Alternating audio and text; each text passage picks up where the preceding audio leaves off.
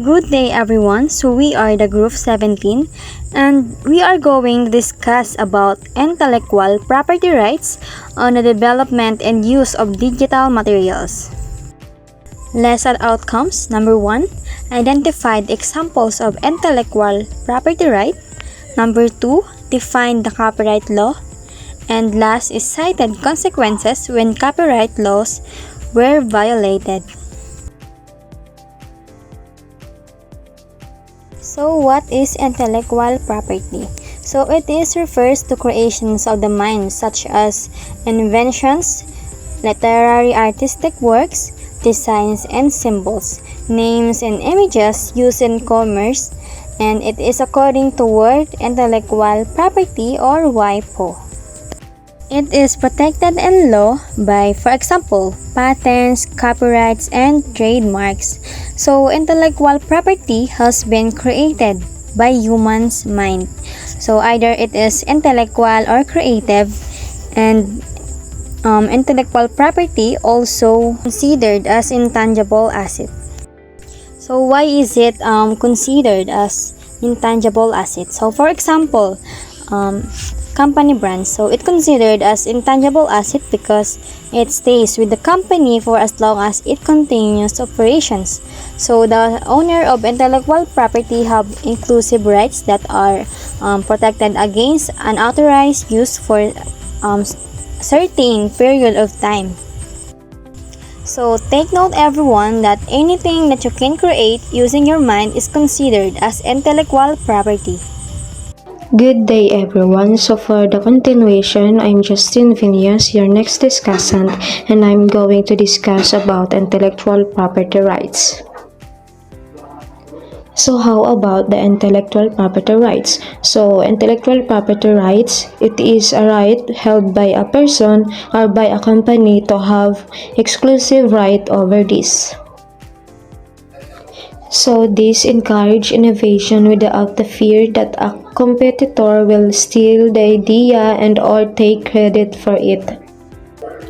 So intellectual property rights are the rights given to a person over the creation of their minds. They usually give the creator an exclusive right over the use of his. So ang lahat ng gawa ng tao ay nasasakop sa intellectual property rights. So in our country, we have the Intellectual Property Office of the Philippines or the IPOPHIL, which administer and implements state policies in relation to intellectual property. So this office was created through Republic Act 8293. This act defines intellectual property to include copyright and related rights, trademarks and service marks, geographic indications, industrial designs, patents, layout designs, or topographics of integrated circuits, and protection of undisclosed information. Good day everyone. My name is Micah Velasco and I'm excited to be here with you today. In this session, I will be discussing an essential topic that affects creators, educators, and businesses alike: copyrights. So, copyright. But what does it actually mean? Copyright refers to the legal right given to the owner of the original work or intellectual property.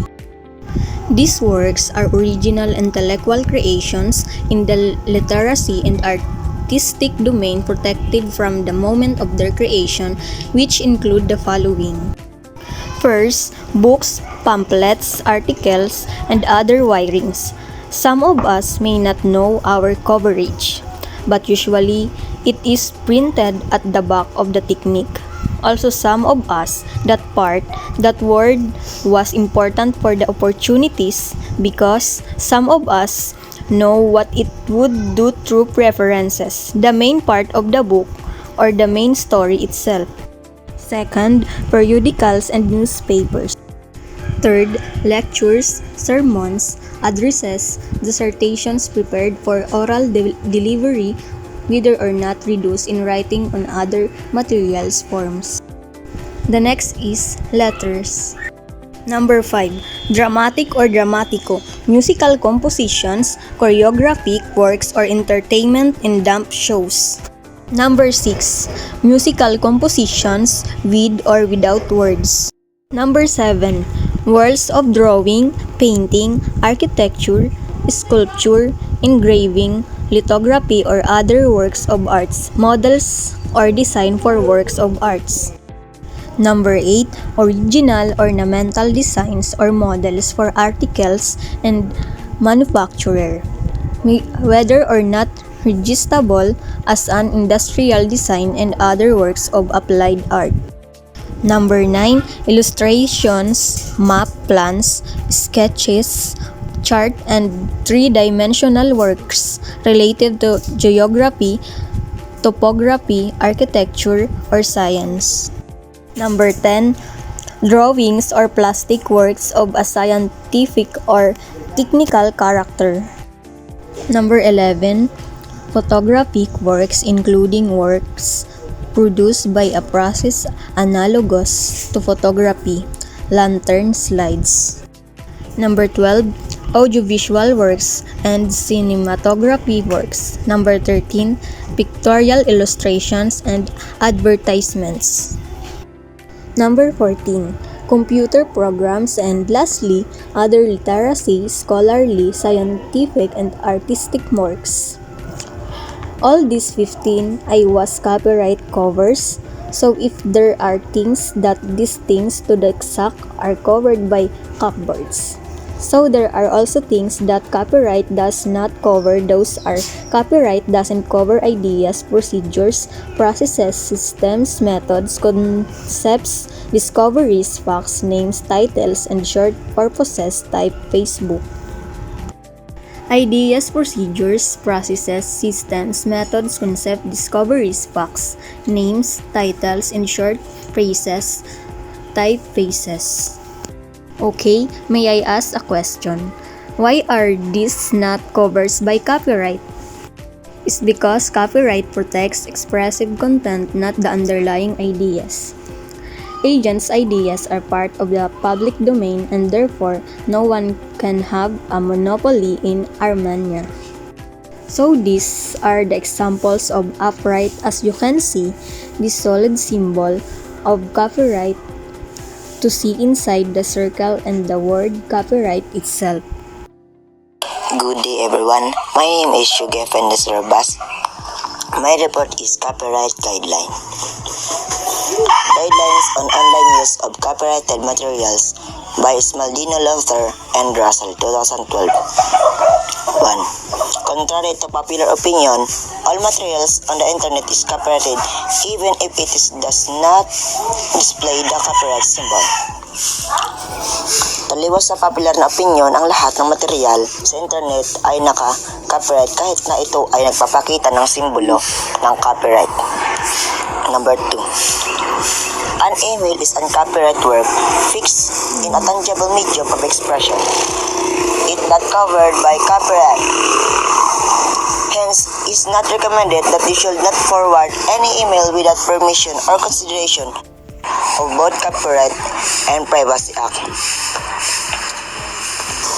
Dahil ang email ay original na gawa at sakop din ng copyright, ay inirekomendang huwag magpasa ng anumang mga email nang walang pahintulot ang may-ari.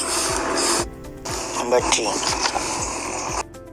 Downloading an article for a newspaper website, making, copying, and distributing them to your students prior to a class discussion on that topic and permissible following the current photocopying guidelines, which permit making multiple copies for classroom rules. Ang pag-download ng mga article para sa website ng isang pahayagan na gumagawa ng pagkopya at pag-istorbo sa iyong mga mag-aaral bago ang isang talakayan sa klase sa paksa ay pinahihintulutan na sumunod sa kasalukuyang mga alintunin sa pag-photocopy na pagpapahintulot sa mga gawa ay maring kopya para sa mga tuntunin sa silid-aralan. Number 4. You cannot post essay, poem, or other works on school website unless you have permission to students and their parents or guardians. Huwag mag-post ng anumang tula o ibang gawa sa website sa paaralan maliban kung may pahintulot ka sa magulang o tagapag-alaga or estudyante. Number 5. Educators should treat copyright materials from the internet the same way to do printed format. The best guideline is to always obtain permission when it's asked. Dapat tratuhin ng mga tagapagturo ang mga copyright na materials mula sa internet sa parehong paraan upang gawin ang format ng pagprint. Ang pinakamahusay na paraan ay palaging kumuha ng pahintulot kapag may nagdududa o nagtanong. Lamang po. Good day everyone, I am Beatrice Anboita, the last discussant of the group 17. So, ang una ko pong tatalakayin ay ang copyright infringement. Definition: unauthorized use of copyrighted material, books, music, art, etc. requires permission from the copyright holder. Consequences: legal action, fines, injunctions. Protection: register copyright, use copyright notice, license your work. So copyright infringement is like, imagine you wrote a super cool song and someone used it in their movie nang wala pong pahintulot. That's copyright infringement. So using someone's creative work without their permission, it's like stealing but for ideas and art. So the consequences can be serious. So ang original na creator is pwede kanyang idemanda at pagbayarin ka ng malaking multa or even have to stop using their work completely. So para po maiwasan ito, always ask permission before using someone else's creative work. Isipin nyo na lang na parang nanghihiram ka ng kotse sa kaibigan mo. So hindi mo naman siguro gagawin yan, di ba? It's the same principle with creative works. Kung gusto mong gamitin ang gawa ng iba, humingi ka ng pahintulot sa may-ari. Make sure po na registered ang iyong copyright. So the next one is plagiarism. So definition: presenting someone else's work as your own. So ano nga ba ang plagiarism? So plagiarism is passing off someone else's work, ideas, or words as your own. So it's like copying homework from a friend and saying you did it. So ang consequences nito is academic penalties, damage, reputation. So bakit mahalagang iwasan ito? So kapag kasi nag-plagiarize ka, maari kang ma-fail, ma-suspended or ma-expelled sa klase. Maari ring masira ang reputasyon mo and face legal troubles.